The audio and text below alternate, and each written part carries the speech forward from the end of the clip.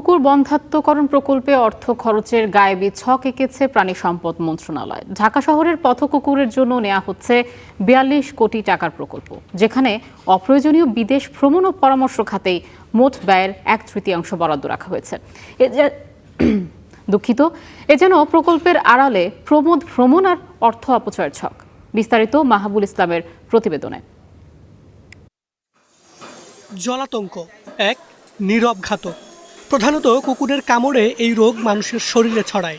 দেশে প্রতি বছর 2.5 লাখ মানুষ কুকুর, বিড়াল কিংবা শিয়ালের কামড় বা আঁচড়ের শিকার হয়। এতে অনেকের জলাতঙ্কে আক্রান্ত হওয়ার পাশাপাশি মর্মান্তিক মৃত্যুর ঘটনাও ঘটে। জলাতঙ্ক প্রতিরোধে ঢাকা সিটি কর্পোরেশন এলাকায় নিয়মিত কার্যক্রমের পাশাপাশি প্রথমবারের মতো কুকুর বন্ধ্যাত্বকরণ প্রকল্প হাতে নিচ্ছে প্রাণী সম্পদ মন্ত্রণালয়, যাতে ব্যয় ধরা হয়েছে ৪২ কোটি টাকা। যেখানে টিকা কিনতে ব্যয় ৩ কোটি টাকার কম হলেও বিদেশ যাত্রা ও পরামর্শক ব্যয় রাখা হয়েছে ১৬ কোটি টাকা। অথচ দেশেই আছেন কুকুর বন্ধ্যাত্বকরণে দক্ষ অনেক সার্জন।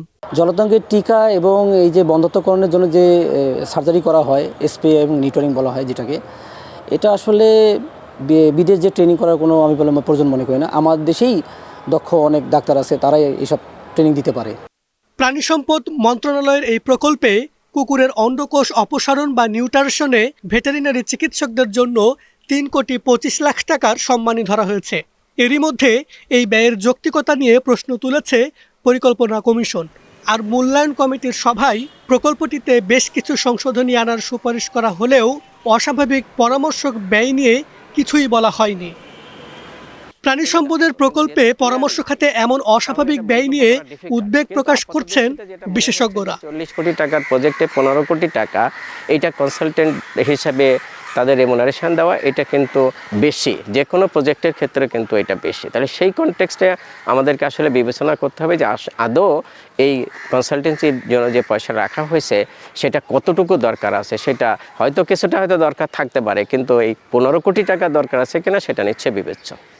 একনেকে অনুমোদনের আগে এই প্রকল্পের ব্যয়ের যৌক্তিকতা ও যথার্থতা ভালোভাবে যাচাইয়ের তাগিদ বিশেষজ্ঞদের।